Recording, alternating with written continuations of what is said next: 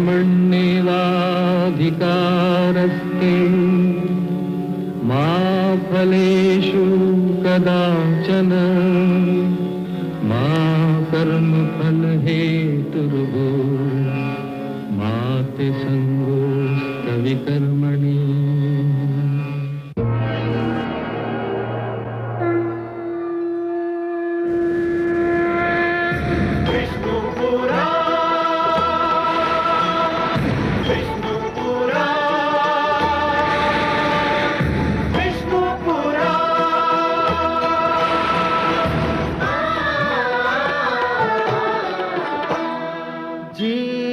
ज्ञान ब्रह्म ज्ञान अथ श्री विष्णु पुराण ओम की कथा महान जय श्री विष्णु पुराण विष्णु पुराण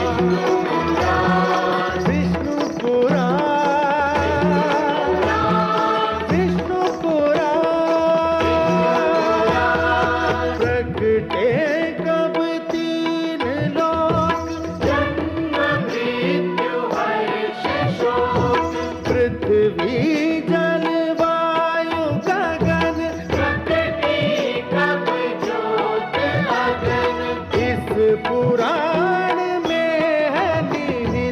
जप तप और योग ध्यान विष्णु पुराण विष्णु पुराण विष्णु पुराण। मैं मां हूं, धरती मां। अपना हित किसे प्रिय नहीं, अपनी ख्याति कौन नहीं चाहता, मगर इस संसार में कितने हैं जो परहित के लिए त्याग करने को तैयार हों, जो दूसरों के लिए संकटों से टकरा जाएं, जो जन कल्याण के लिए बड़े से बड़ा बलिदान दे सके।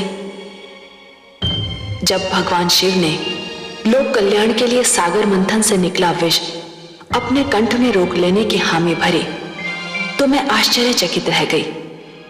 ये महान कार्य केवल शिव ही कर सकते थे। मुझे लगा कि शिव बनने के लिए विष पीना ही पड़ता है। मैं भगवान शिव के इस अद्भुत त्याग पर झूम झूम उठी, परंतु विष से अमृत की प्राप्ति के बीच की यात्रा में अभी क्या क्या होना है, सागर जिसे रत्नाकर भी कहते हैं, उसके गर्भ में कैसे कैसे अनमोल रत्न हैं, उन्हें देखने के लिए कौन व्याकुल नहीं होगा। नारायण नारायण।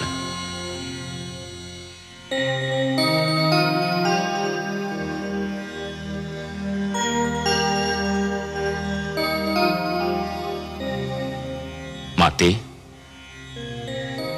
जिसके अधरों की मधुर मुस्कान सारे संसार को आनंद का संदेश देती है, जिसके सुंदर मुखड़े का ध्यान ही प्राणियों के मन में उजाला कर देता है, आज स्वयं वही दुख और चिंता की मूर्ति बनी हुई है।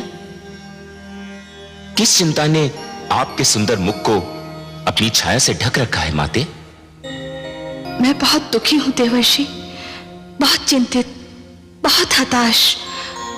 कल ब्रह्मा जी ने मेरा स्वयंवर रखा है, कल मुझे किसी के गले में वरमाला डालनी ही है। तो इसमें इतनी चिंता की क्या बात है माते? मुझे तो ये चिंता है देवर्षि कि इस स्वयंवर समारोह में उन्होंने सभी को आमंत्रित किया है, पर मेरे नारायण को कोई निमंत्रण नहीं भेजा। मैं तो उनके अतिरिक्त किसी और के गले में वरमाला डालने की सोच भी नहीं सकती। और पिताश्री ने उन्हीं को नहीं बुलाया? हाँ, यही चिंता मुझे व्याकुल किए जा रही है। ये तो वास्तव में अन्याय है। आप ही कुछ कीजिए ना देवर्षि। मैं अपने नारायण से विनती अवश्य कर सकता हूं, पर बिना निमंत्रण के वे आएंगे या नहीं, ये तो उन पर ही निर्भर करता है। नारायण नारायण।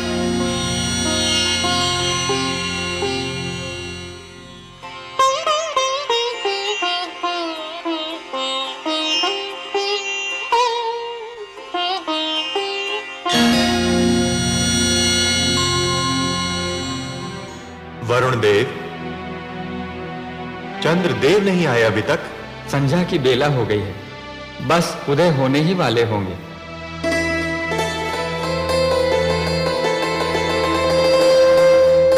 लीजिए आगे चंद्रदेव।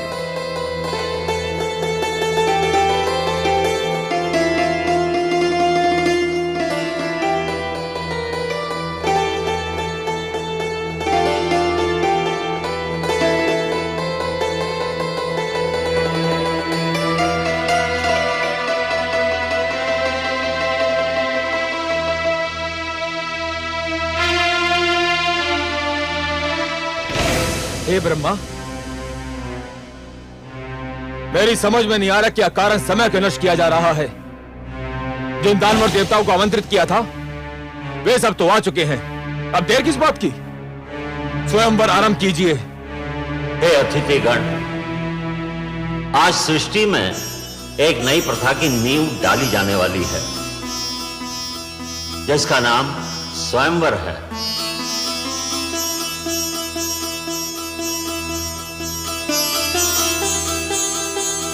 अर्थात अपनी इच्छा से अपने लिए वर चुनने का अधिकार केवल कन्याओं को प्राप्त होगा।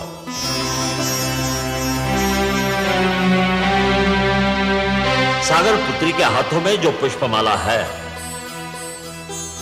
इसे ये उसी के गले में डालेंगी जिसको ये अपने योग्य समझेंगी, जो इनका मनभावन होगा।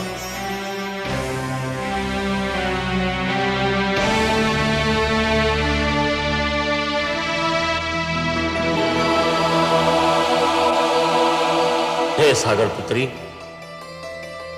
आपको ये माला यहां उपस्थित अतिथियों में से किसी एक के गले में डालनी ही होगी। और हे अतिथिगण, आप भी जान ले, सागर पुत्री के चुनाव को कोई चुनौती नहीं दे सकता।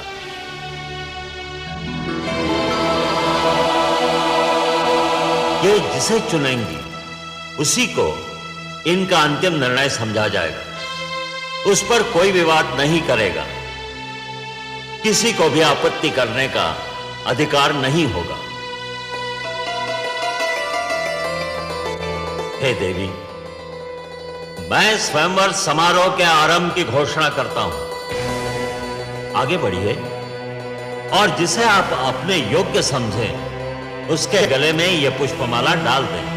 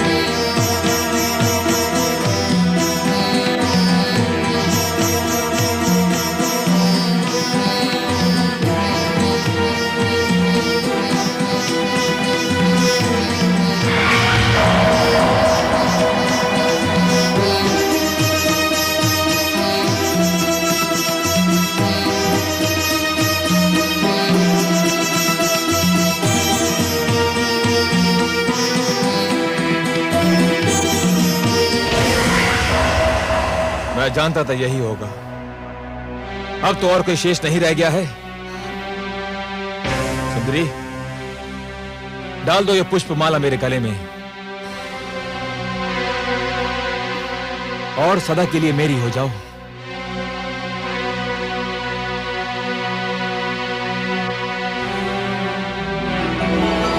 सुंदरी, इतना विलंब क्यों?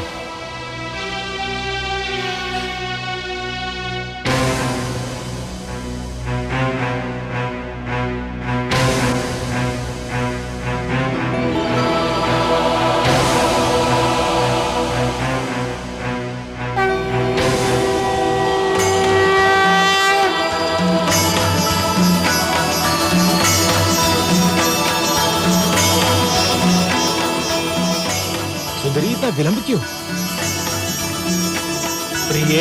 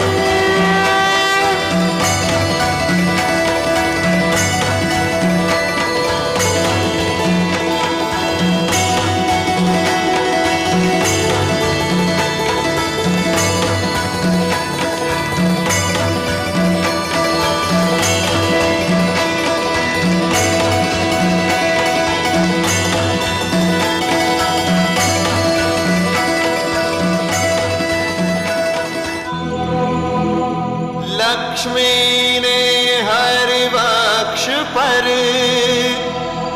वरमाला दी डाल। धन्य स्वयंवर की प्रथा, धन्य हुई जयमाल।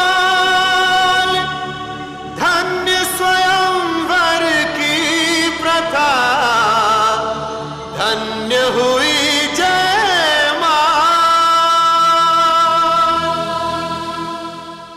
लक्ष्मी नारायण की, लक्ष्मीपति की, लक्ष्मी नारायण की, लक्ष्मीपति की, लक्ष्मी नारायण की, लक्ष्मीपति की।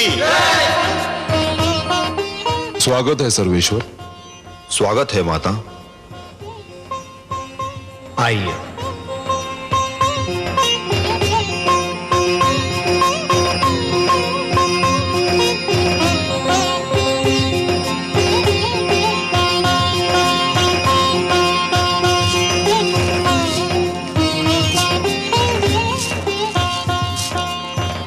हमने आपसे कहा था ना महादेवी कि इस बार हमारा मिलन बहुत मधुर होगा। ऐसा जिसे आप कदापि नहीं भूल पाएंगी। कैसा लगा आपको ये मिलन? बहुत सुंदर, बहुत मधुर, अनुपम। किंतु हे कमल नयन, जब तक आप नहीं आए थे मेरे हृदय की गति रुकी जा रही थी। एक क्षण का भी और विलंब करते आप तो। विलंब क्यों करता देवी? आपका मन मुझे पुकार रहा था। जब भी कोई मुझे मन से पुकारता है तो मैं उसके पास जाने में एक क्षण का भी विलंब नहीं करता। और आप तो देवी, जिन रंगों से हमारा जीवन चित्र बना है ना, उस चित्र के सुंदरतम रंग आप हैं। आपके बिना तो हमारा जीवन अधूरा है, अस्तित्व अधूरा है। तो आपके पास आने में मैं विलंब क्यों करता?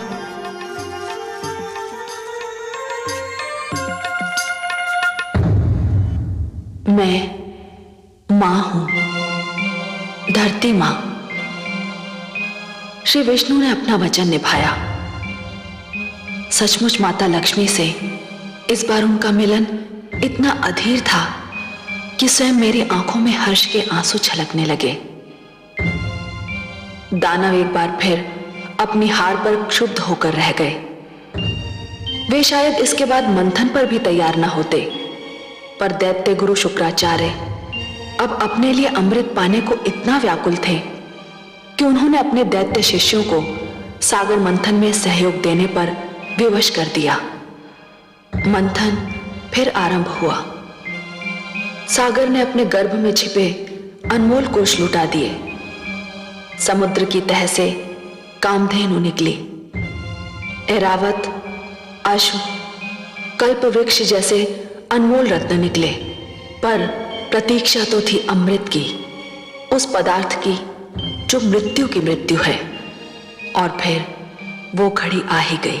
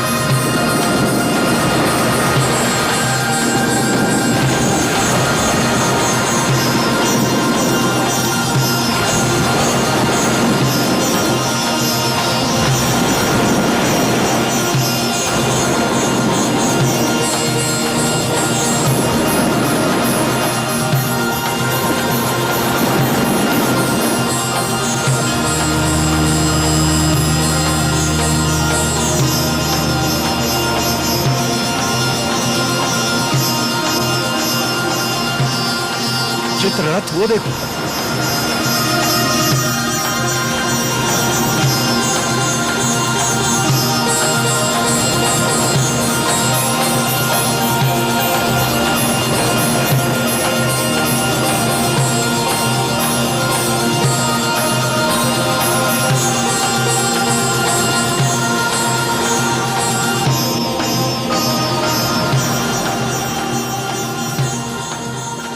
उस कलश में अवश्य ही अमृत होगा। अमृत? अमृत?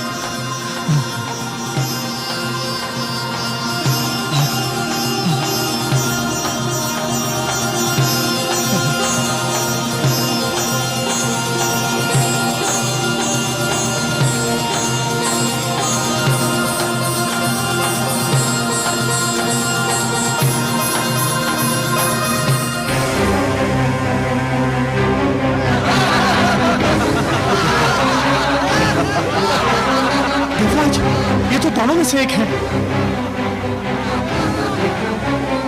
हमारे साथ धोखा हुआ है।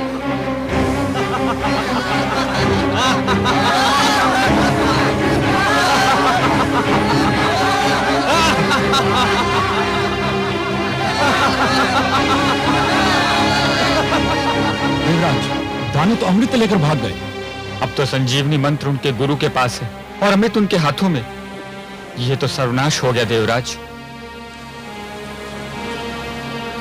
हमारे साथ भयंकर छल हुआ है। अब क्या होगा?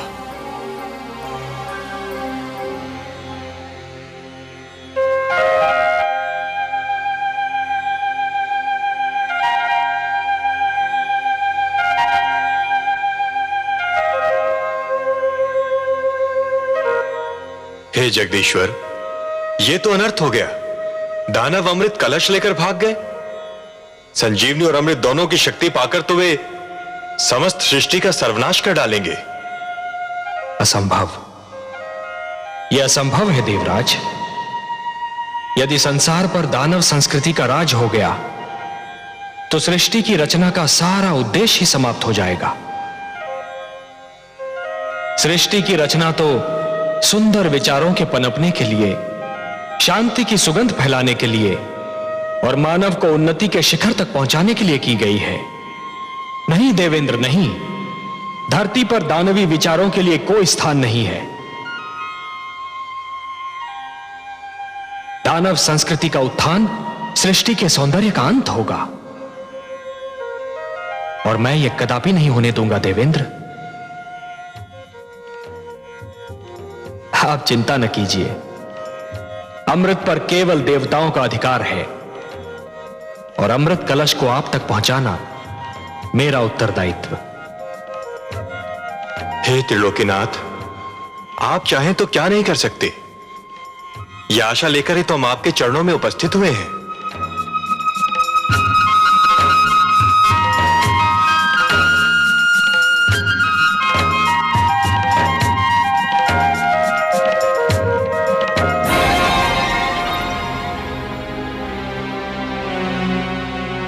हे स्वर भानु, हम तुम्हारे आभारी हैं। आज तुम्हारे कारण देवताओं को ज्ञात हो गया कि यदि हम दानव छल पर उतर आए तो देवता हमारे आगे ठहर नहीं सकते। छल विद्या में हम दानव देवताओं से कहीं आगे हैं।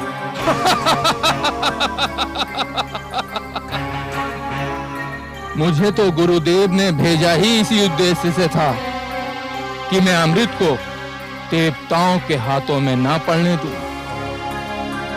अब ये सारा अमृत हम पी जाएंगे दानवराज। देवतागण इसकी एक बूंद को भी तरस जाएंगे। चले थे अमृत पीकर अमर होने। सोचो मित्रों, संजीवनी और उस पर अमृत जैसे सोना और उस पर सुहागा। अब हम तीनों लोगों पर छा जाएंगे। देवताओं को बड़ा घमंड अपने भगवान विष्णु पर। अब हम देखते हैं कि वो अभिमानी विष्णु हमारा क्या बिगाड़ पाता है।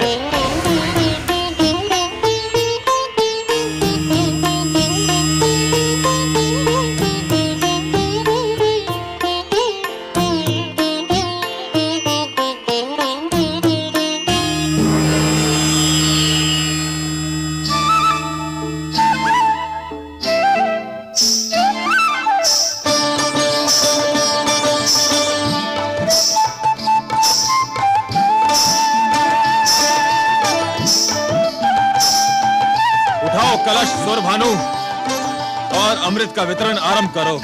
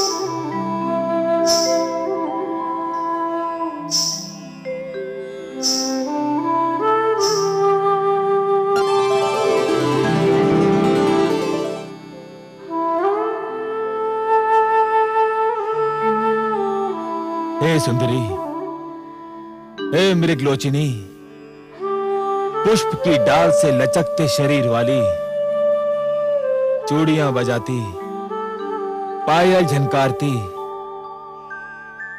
हमारे मन पर बिजली गिराती, किस लोक की वासी हो तुम और क्या नाम है तुम्हारा? मेरा नाम मोहिनी है। मोहिनी नहीं, मन मोहिनी कहो। सुंदरी, तुमने तो पहली झलक में हमारे मन मोह लिए। मन करता है तुम्हारे चरणों में अपना तन मन बिछा दूं, तुम्हारी बल खाती काया पर पूरा दानव लोक लुटा दूं। इतने सुंदर स्वरूप से हमारे मन को छलने वाली तुम्हारे दर्शन पाकर हमारे नेत्र धन्य हो गए।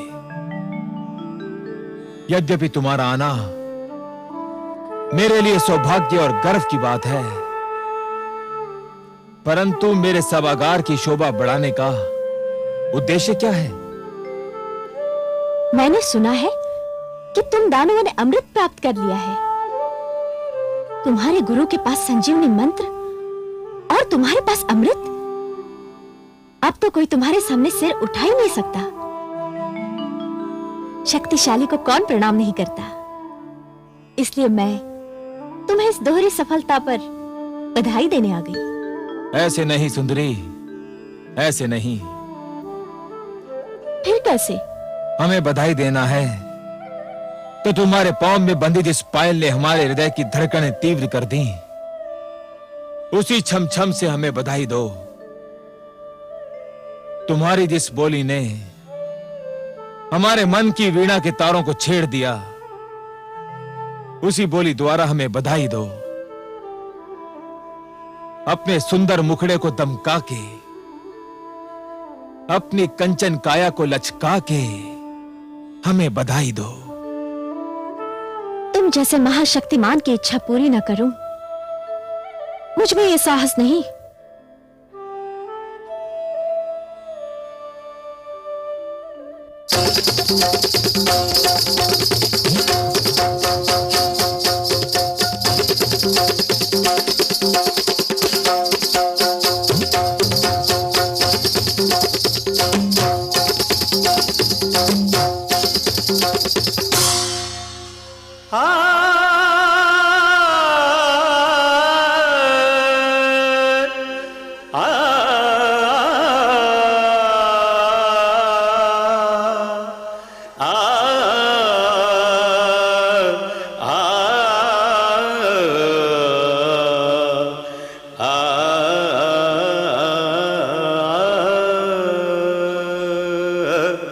मत्स्य बने फिर कच्छप बन के, किया पाप संहार।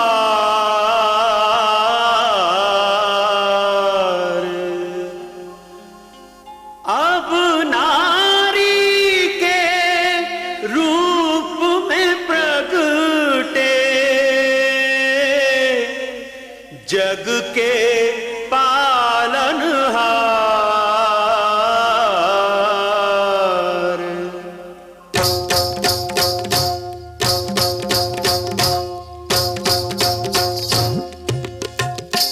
देखो आज लियो हरि रूप मोहनिया, आज लियो हरि रूप मोहनिया, जो इस जग को नाच नचाए, जो इस जग को नाच नचाए। देखो उस नटवर ने बांधी पैंजनिया, जनक जननन झुमक छननन, जनक जननन झुमक छननन। देखो आज लियो हरि रूप मोहनिया।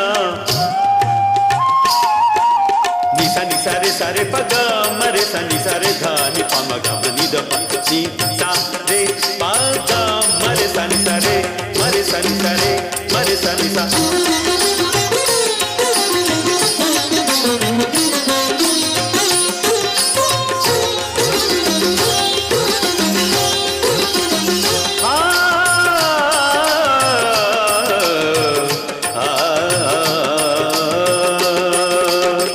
कनकलता कामिनिया बन के दामिनी दम के, छलियों को छलने को मोहक रमणी बन के, हृदयों को व्याकुल कर मदमाते नैनन से नैन बाण मारत है। आज चक्र को तज के देखो विश्व सजन आज सजनिया विश्व सजन भय आज सजनिया जो इस जग को नाच नचाए जो इस जग को नाच नचाए देखो उस नटवर ने बांधी पैंजनिया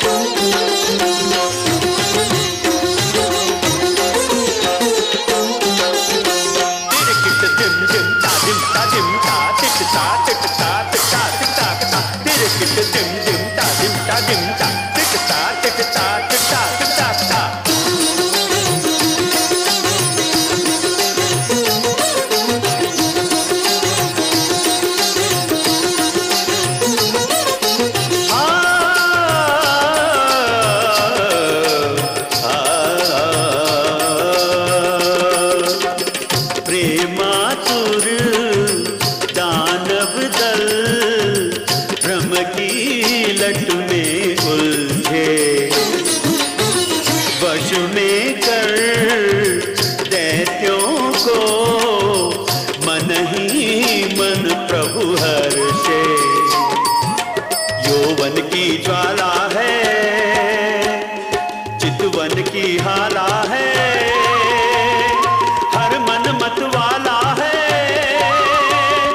कुछ होने वाला है देखो सबको छकावत माया हिरनिया सबको छकावत माया हिरनिया जो इस जग को नाच नचाए जो इस जग को नाच नचाए देखो उस नटवर ने बांधी पैंजनिया आज लियो हरि रूप मोहनिया आज लियो हरि रूप मोहनिया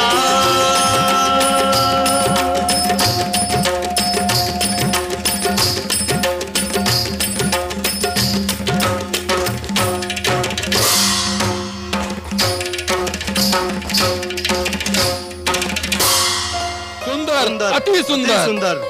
हे सुंदरी, अमृत पाकर हम बहुत प्रसन्न थे। तुम्हारा ये रूप, तुम्हारा ये छल बल, तुम्हारी ये मन को गुदगुदाती मुस्कान किसी अमृत से कम नहीं। यदि तुम ये अमृत हमें अपने हाथों से पिला दो तो इसकी मिठास और भी बढ़ जाएगी। तुम्हारे स्पर्श की मिठास अमृत में घुल जाएगी तो इसका स्वाद और भी बढ़ जाएगा। मैं आपकी आज्ञा कैसे टाल सकती हूँ दानवराज? परंतु क्या? हे दानवराज, जिस प्रकार धूप बिना छांव के महकता नहीं होती, दिन बिना रात्रि सुहानी नहीं लगती, उसी प्रकार आपकी सभा भी देवताओं बिना सूनी लग रही है। देवताओं बिना? भूल गए? सागर मंथन में वो आपके सहयोगी थे। परंतु वे हमारे शत्रु हैं, हम उनको क्यों बुलाएं? हे दानवराज, आप उन्हें इसलिए बुलाएं कि वे छोटे, आप महान हैं। वे अन्यायी हैं, आप न्यायप्रिय हैं। वे छलिए हैं, पर आप निश्चल है। न्याय कहता है कि इस अमृत पर उनका भी अधिकार है। निश्चलता कहती है कि आधा अमृत आप पिए और आधा वे। महानता कहती है कि छोटों को भुला देना भी छोटापन है।